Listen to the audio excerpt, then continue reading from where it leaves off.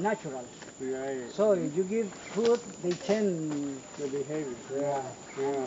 Yeah. no good.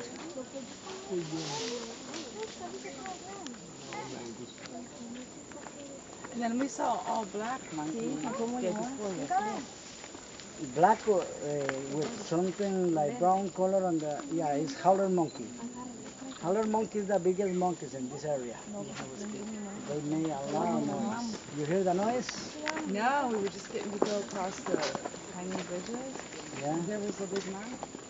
Oh yeah. You know, howler monkeys make a lot of noise. In open area, you can hear maybe 2 kilometers away. And when you hear close, you think it's a gorilla. But it's not too big. So how long have you been doing the naturals? 7 years. 7 years doing this. Do you like it? A lot. You know, always know different people talking about different things. Mm, when I work here, I feel like free. What did you do before? I did a lot of different work in my life, but because I started to work when I was 6 years old. Oh my God.